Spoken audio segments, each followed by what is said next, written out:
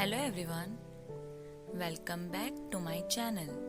So today we are going to discuss chapter 9 basic geometrical concepts, and this will be your part 3 of this chapter.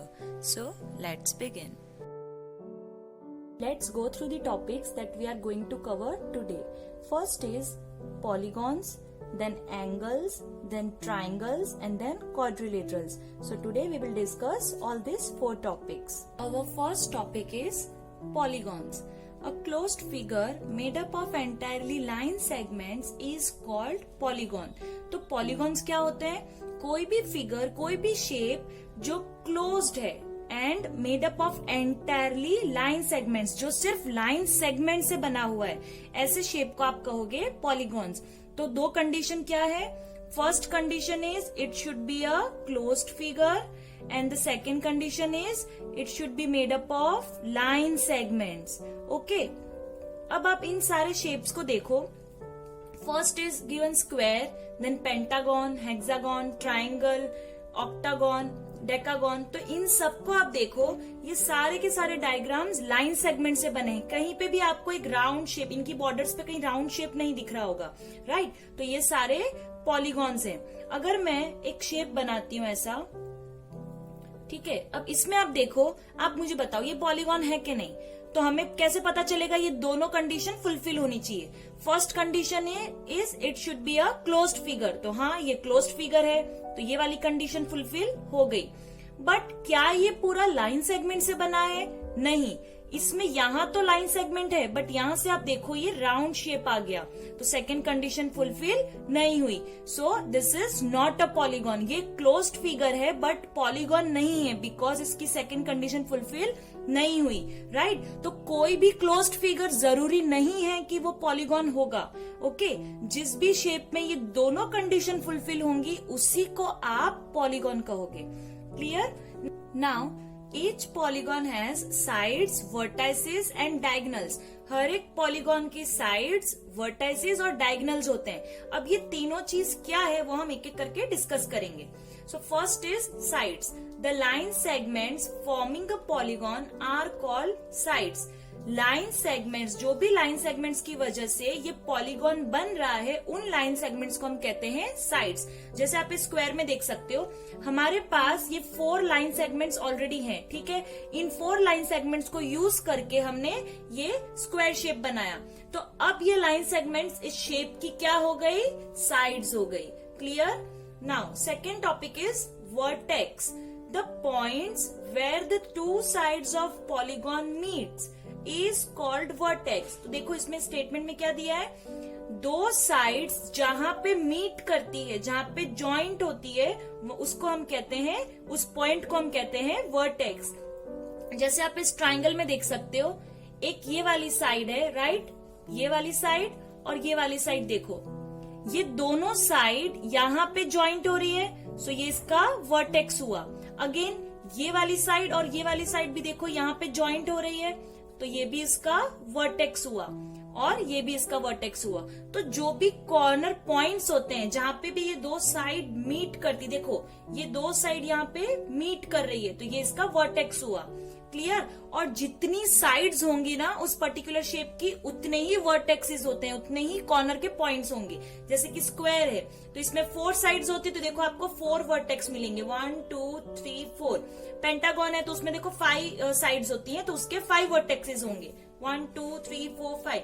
तो आपको ऐसे याद रखना है कि जो भी शेप गिवन है उसकी जितनी साइड्स उतने vertexes. Now What do you mean by adjacent vertex? अब ये adjacent vertex क्या है? हमने vertex तो सीख लिया, बट ये adjacent का मीनिंग क्या हुआ? The end points of same side of polygon is called adjacent vertex. तो इस स्टेटमेंट में क्या दिया है?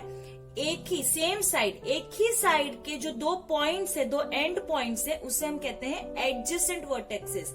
जैसे कि ये एक स्क्वायर शेप है, ओके, इसमें मैं इसको नेम दे देती हूँ ABCD, ठीक है. तो अब देखो ये जो साइड है, ये साइड का नाम क्या है? AB. इस एक ही साइड के 2 एंड पॉइंट्स कौन है? पॉइंट A और पॉइंट B. तो A और B आपस में क्या हो गए? Adjacent vertexes. अब आप इस साइड को देखो BC को, तो इस लाइन सेगमेंट में इस साइड में ये दो इसके एंड पॉइंट्स हैं, तो ये दोनों आपस में हो गए एडजेसेंट वर्टेक्सेस। क्लियर?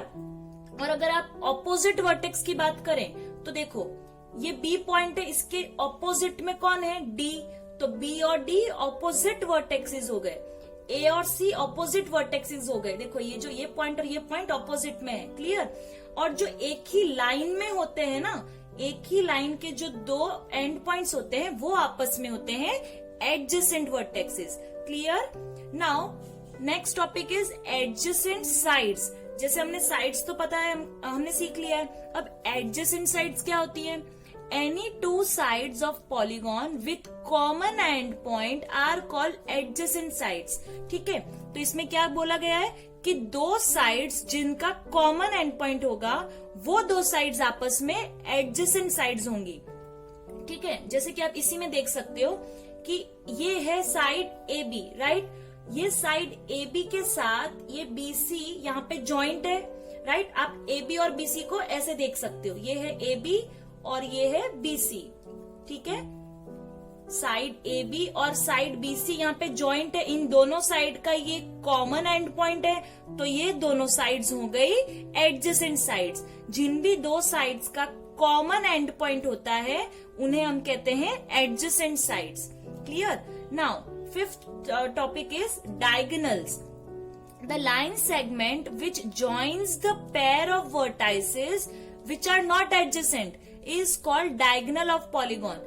एक ऐसी लाइन सेगमेंट जो which joins the pair of vertices, मतलब जो दो वर्टाइसिस को, दो वर्टेक्स को ज्वाइन कर रही है। जैसे कि इस स्क्वायर में आप देखो ये पॉइंट D है और ये पॉइंट B है, राइट? इसको अगर मैं एक लाइन सेगमेंट से ऐसे ज्वाइन कर दूं, ठीक है, तो ये क्या हो गया? इसका डायगोनल। और यहाँ पे देखो लिखा भी हुआ है विच आर नॉट एडजेसेंट।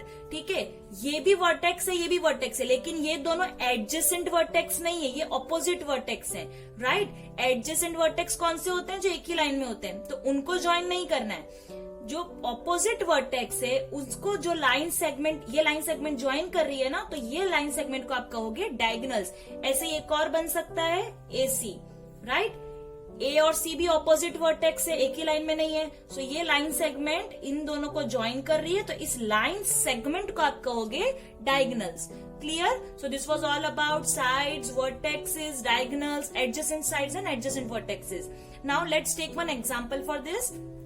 इसमें आप देखो एक स्क्वायर शेप दिया है, ठीक है, जिसका नेम है ABCD और बीच में आपको दो डायगोनल्स दिख रहे होंगे। अब इसमें से हम सारी चीजें लिखते हैं, साइड्स, वर्टेक्स, सब कुछ हम लिखेंगे। First of all sides. ठीक है, अब हमें साइड्स लिखनी है तो बहुत ही इजी है। साइड्स क्या होती हैं? जो लाइन सेगमेंट से ये शेप बना हुआ है। सो फर्स्ट इज AB। आप हमेशा है ना ऐसे लाइन वाइज जाओ, जैसे ABCD है तो मैं A से ही स्टार्ट कर रही हूँ। So this is side AB, तो ये AB। अब AB डन। अब यहां से आप कंटिन्यू करो, BC, ये हो गई साइड BC, फिर देन CD, देन DA। ऐसे अगर आप लाइन वाइज जाओगे तो आपका एक भी साइड मिस नहीं होगा और आप प्रॉपरली लिख पाओगे। आप क्लॉकवाइज भी जा सकते हो और एंटी क्लॉकवाइज भी जा सकते हो, मतलब अगर आपको ऐसे स्टार्ट करना है उल्टा तो आप AD, DC ऐसे भी आप लिख सकते हो। क्लियर? बट लाइन वाइज जाना। Now the next topic is vertex. अब वर्टेक्स क्या होते हैं? एक ऐसा पॉइंट जहां पे दो साइड्स मीट करती है, राइट? यानी कि ये कॉर्नर के पॉइंट्स, देखो ये दो साइड यहाँ पे मीट कर रही है, ठीक है, पॉइंट C पे ये दोनों साइड मीट कर रही है, तो ये जो कॉर्नर के पॉइंट्स हो गए वो हो गए हमारे vertex. So point A, B, C, D, ये हो गए हमारे वर्टेक्स। क्लियर?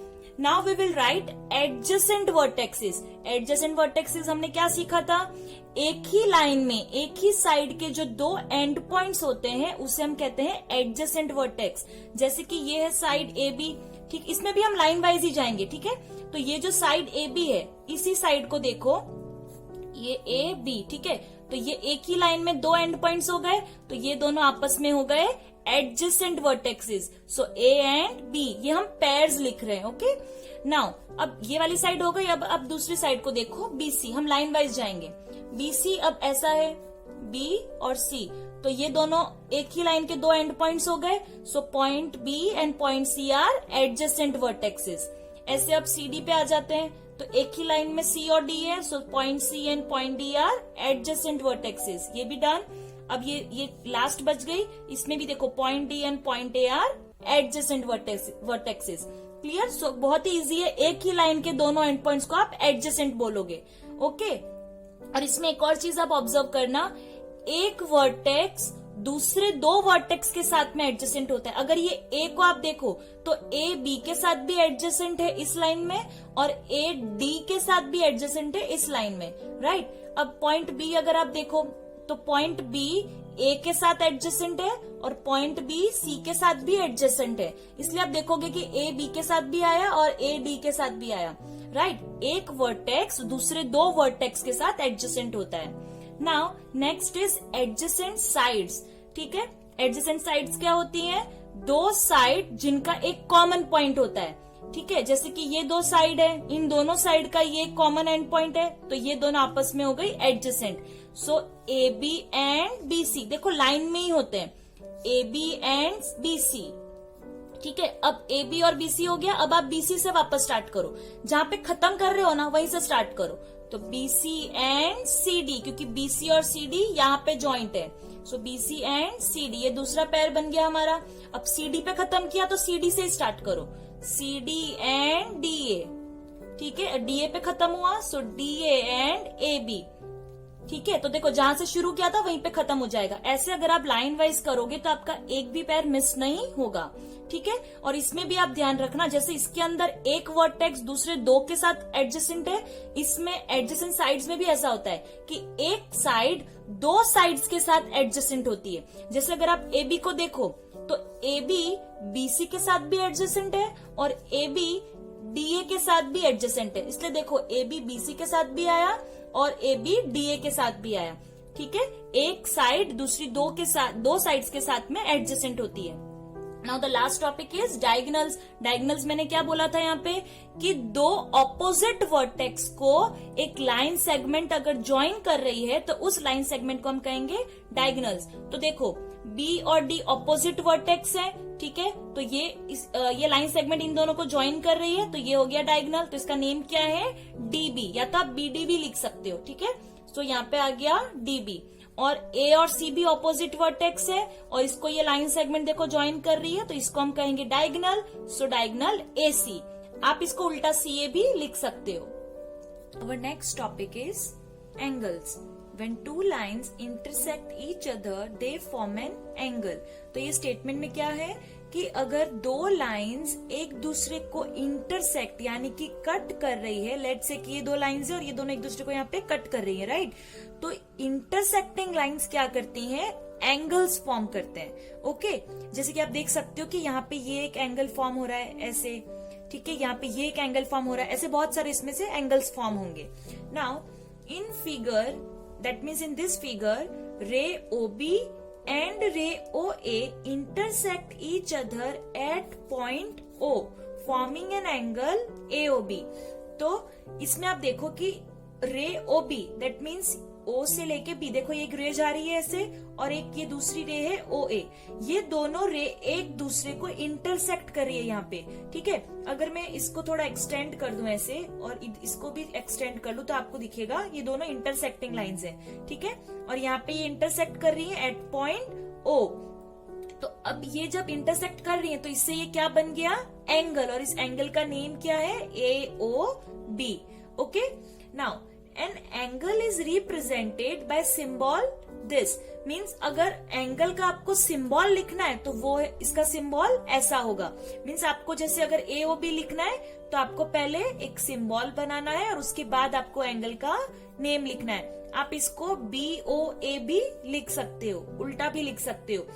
देखो बीच का जो अल्फाबेट होता है ना उसका आपको ध्यान रखना है, जो भी इंटरसेक्टिंग पॉइंट है, ठीक है, वो अल्फाबेट बीच में आना चाहिए। जैसे कि देखो दोनों में O बीच में है, बाकी के दोनों अल्फाबेट्स भले आप आगे पीछे कर दो, it doesn't matter. Clear? Now the figure above shows angle AOB where O is the vertex. मतलब इस एंगल में, AOB एंगल में, ये जो पॉइंट O है ना जहाँ पे ये दोनों रेज इंटरसेक्ट कर रही हैं, वो पॉइंट O क्या होगा? इसका vertex. Clear? And OB and OA are arms of an angle.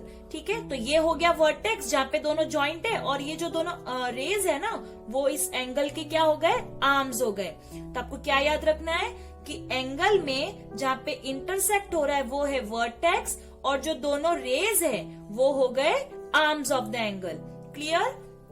Now, angle can be named as angle AOB, angle BOA और angle O of above figure। ये मैंने आपको अभी बताया, आप AOB लिख सकते हो, BOA लिख सकते हो। आपको ध्यान ये रखना है कि O बीच में आना चाहिए। जो भी वर्टेक्स होगा एंगल का वो अल्फाबेट बीच में आएगा। अगर आपको ऐसे नहीं लिखना तो आप सिंपल ऐसे भी लिख सकते हो, एंगल O।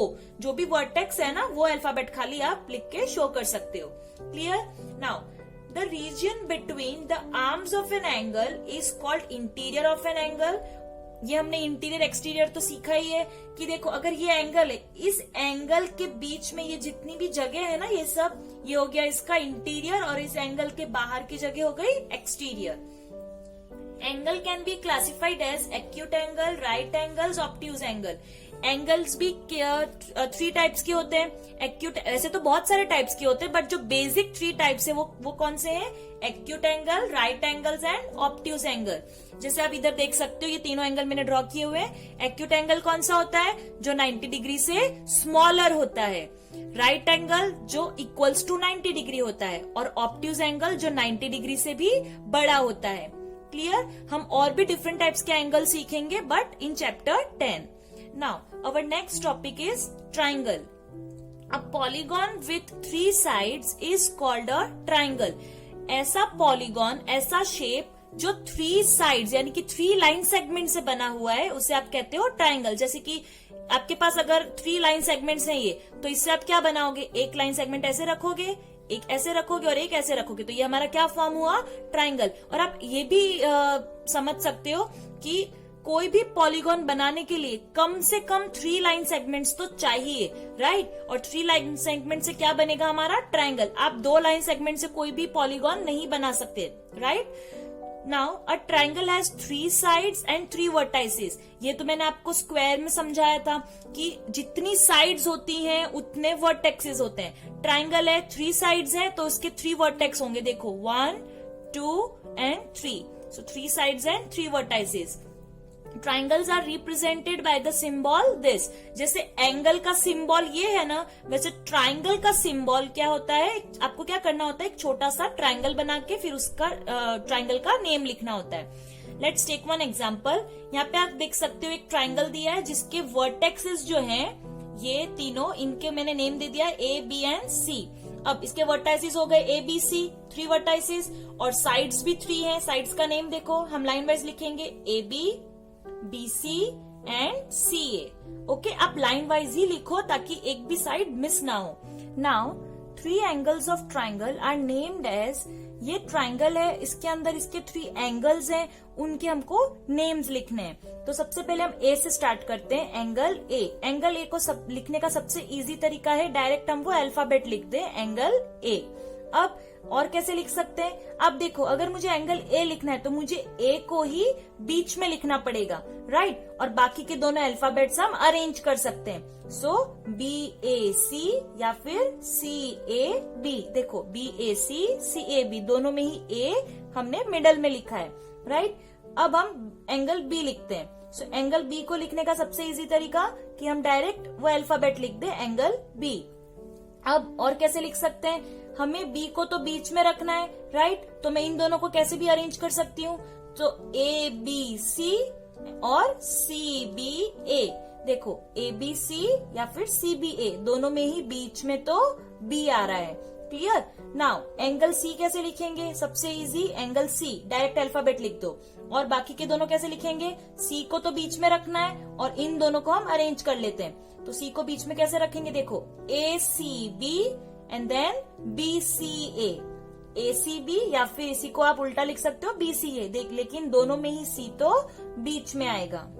जैसे हमने इसमें देखा था कि एंगल के अंदर का जो ये रीजन है वो इंटीरियर है और बाहर का एक्सटीरियर, वैसे ट्राइंगल में भी ट्राइंगल की ये बॉर्डर्स, ये जो साइड्स है वो अब इसकी बॉर्डर बन गई, तो इस बॉर्डर के अंदर का ये जो स्पेस है वो हो गया इसका इंटीरियर पार्ट और इसके बाहर का जो रीजन है वो हो गया इसका exterior part. Our next topic is quadrilaterals. Now what is quadrilateral? A polygon with 4 sides is called quadrilaterals. कोई भी पॉलीगॉन, कोई भी शेप जिसकी 4 साइड्स हैं उसे आप कहोगे quadrilaterals. ओके, अब आप इन चारों को देखो, इसमें आप देखोगे तो फर्स्ट इज स्क्वायर, इसमें भी देखो 4 साइड्स हैं, ये रोम्बस, इसमें भी एक 4 साइड्स हैं, parallelogram again 4 sides, rectangle again 4 sides, तो इन चारों को हम कहते हैं क्वाड्रिलेटरल्स। मतलब ये चारों के चार क्या हुए, क्वाड्रिलेटरल के टाइप्स हुए। ओके, तो कोई भी शेप जिसमें आपको 4 साइड्स दिख रही हो आप समझ जाना वो क्वाड्रिलेटरल है। Now quadrilaterals are named as quadrilateral ABCD और लाइक दिस। जैसे कि हमने ट्राइंगल और एंगल में सीखा था, अगर मुझे ट्राइंगल लिखना है, ठीक है, जैसे कि एक ट्राइंगल है जिसका नाम है ABC, तो मैं इसको कैसे शो करूंगी, पहले एक छोटा सा सिंबल बनाऊंगी ट्राइंगल का and then I will write ABC, तो ये हो गया ट्राइंगल ABC। अगर एक एंगल है, ठीक है, जिसका नेम है मान लो PQR, तो मैं इसको कैसे लिखूंगी, पहले एंगल का सिंबल बनाऊंगी और फिर लिखूंगी PQR। ठीक है, ट्राइंगल को हम ऐसे लिखते हैं और एंगल को हम ऐसे लिखते हैं। वैसे क्वाड्रिलेटरल को हम कैसे लिखेंगे, उसमें हमें या तो आप उसका नेम लिख सकते हो कि क्वाड्रिलेटरल ABCD, बट इतना पूरा तो हम लिखेंगे नहीं, इतनी पूरी स्पेलिंग, तो हम क्या करेंगे शॉर्ट में, जैसे इनके सिंबल्स है वैसे ये जो आप देख रहे हो ना छोटा सा स्क्वायर, ये क्वाड्रिलेटरल का सिंबल है। क्लियर, तो हमें ये सिंबल पुट करके ABCD हमको 4 अल्फाबेट्स लिखने होते हैं और इन दोनों में 3 अल्फाबेट्स ही होते हैं, लेकिन क्वाड्रिलेटरल में 4 साइड्स होती है ना, तो इसलिए हमें 4 अल्फाबेट्स यहाँ लिखने होते हैं। क्लियर, जैसे मैंने यहाँ पे देखो लिखा हुआ है ABCD, तो देखो पहले सिंबल लगाया क्वाड्रिलेटरल का और फिर लिख दिया ABCD। आप इसको कैसे भी लिख सकते हो, जरूरी नहीं है कि ABCD लिखो, बट ध्यान रखना कि आपको लाइन में जाना है जहां से भी जाओ। अगर मान लो मुझे C से लिखना है तो CDAB ऐसे लिख सकते हैं, या तो CBAD। मैं जहां से भी जाऊंगी मैं लाइन में जाऊंगी, चाहे क्लॉकवाइज हो या एंटी क्लॉकवाइज हो। अब इसमें आप देखो मैंने लिखा है PQRS, अगर आपको ये नहीं लिखना है तो आप ऐसे भी लिख सकते हो जैसे RSPQ, राइट। फिर इसमें आप देखो क्वाड्रिलेटरल EFGH, इसमें क्वाड्रिलेटरल MNOP। आप जिस भी अल्फाबेट से स्टार्ट करना चाहते हो आप कर सकते हो और वहां से आपको लाइन में जाना है। Okay, now each quadrilateral has 4 vertices, 4 sides and 2 diagonals. जैसे ट्राइंगल में 3 वर्टाइसेस एंड 3 साइड्स होती हैं, वैसे क्वाड्रिलेटरल में 4 वर्टाइसेस, 4 साइड्स एंड 2 डायगोनल्स होते हैं, राइट। देखो ये तो हमको पता ही है कि जितनी साइड्स होंगी उतने वर्टाइसेस होंगे। अगर 4 साइड है तो इसलिए मतलब 4 वर्टाइसेस भी आ गए, लेकिन इसमें एक और चीज क्या लिखी है कि 2 डायगोनल्स भी होंगे। ओके, ये हम बाद में एग्जाम्पल में सीखेंगे। Now region inside its boundary is called interior and region outside its boundary is called exterior of quadrilateral। ये obviously ये तो हमको पता ही है कि इसके अंदर का जो region है वो interior हो गया और इसके बाहर का जो region है वो exterior of the quadrilateral हो जाएगा। Now let's take one example for this। इसमें आप देखो कि एक rectangle दिया है, ठीक है, इसको मैंने नेम दे दिया है ABCD और इसकी 4 साइड्स है, तो ये हमारा क्वाड्रिलेटरल ABCD हो गया, जिसको हम ऐसे लिख सकते हैं क्वाड्रिलेटरल का सिंबल और यहाँ मैं लिख दूंगी ABCD, राइट। तो अगर आपको क्वेश्चन में नेम लिखने के लिए बोला जाए तो आप ऐसे लिख सकते हो। नाउ अब सबसे पहले हम इसकी वर्टाइसेस लिखेंगे। वर्टाइसेस हम सबको पता है क्या होता है, जहां पे 2 साइड मीट करती है, जैसे कि ये दोनों साइड यहाँ पे मीट कर रही है तो ये वर्टेक्स हो गया, यानी कि सारे कॉर्नर पॉइंट्स। सो ABCD, वर्टाइसेस का कोई सिंबल नहीं होता, तो आपको बिना सिंबल के बस अल्फाबेट्स लिखने हैं ABCD। क्लियर, नाउ साइड्स मतलब जो शेप, जो भी पॉलीगॉन है, जो भी शेप है उसकी लाइन सेगमेंट, उसकी साइड्स। तो ये हो गई फर्स्ट साइड। अब साइड में देखो दोनों एंड पॉइंट्स आपको लिखने होते हैं, दोनों मतलब जैसे इसमें क्या होता है ना कि आप सिर्फ एक सिंगल लिख लेते हो क्योंकि कॉर्नर के पॉइंट्स है, लेकिन साइड्स यानी कि ये जो लाइन सेगमेंट है इसमें हमको 2 अल्फाबेट्स लिखने होते हैं। दैट मीन्स AB, जैसे हम सब में हमने किया था, then BC, then CD and then DA। आप देख रहे हो मैंने लाइन वाइज लिखा है ताकि एक भी मिस ना हो और ना तो कोई रिपीट हो जाए। ओके, सो AB, BC, CD, DA, ये हमारी 4 साइड्स हो गई इस क्वाड्रिलेटरल की। नाउ डायगोनल्स, डायगोनल्स भी हमने सीखा है क्या होते हैं, जो ऑपोजिट वर्टेक्सेस को एक लाइन सेगमेंट ज्वाइन करती है, उस लाइन सेगमेंट को हम कहते हैं डायगोनल्स। तो इसमें आप देखो ये है वर्टेक्स ए और ये वर्टेक्स सी, दोनों ऑपोजिट है, तो और इसको ये लाइन सेगमेंट ज्वाइन कर रही है, तो ये लाइन सेगमेंट हो गई डायगोनल। सो डायगोनल ए सी, इसको आप सी ए भी लिख सकते हो, उल्टा भी लिख सकते हो, डजेंट मैटर। फिर दूसरा ये डायगोनल देखो डी बी, या तो आप बी डी भी लिख सकते हो।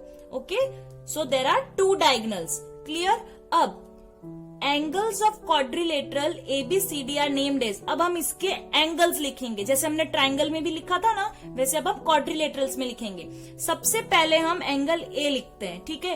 तो सबसे बेसिक, सबसे इजी क्या है तरीका, डायरेक्ट लिख दो एंगल ए।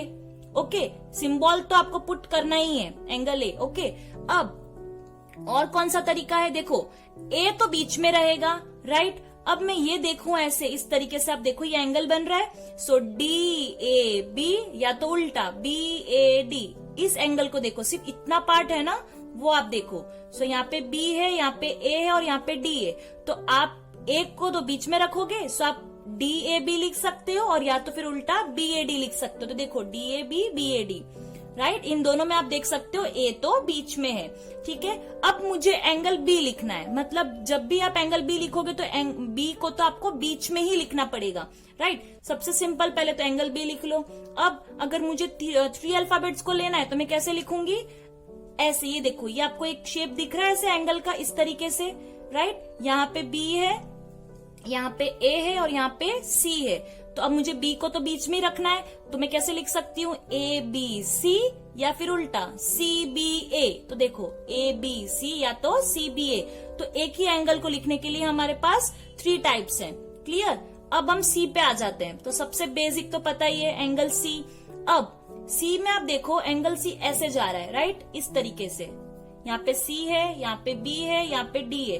अब मुझे एंगल C लिखना है, तो मैं कैसे लिखूंगी, BCD, देखो BCD, या फिर उल्टा DCB, दोनों में ही देखो C बीच में आएगा।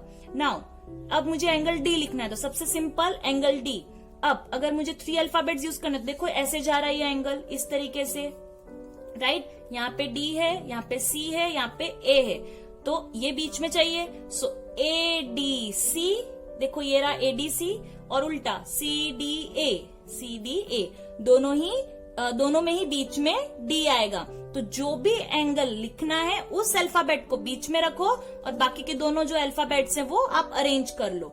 सो this was all about part 3 of this chapter, and I hope you have understood all the topics. Now in the next video we will discuss some questions from our third exercise, that is exercise 9C. So till then, bye bye.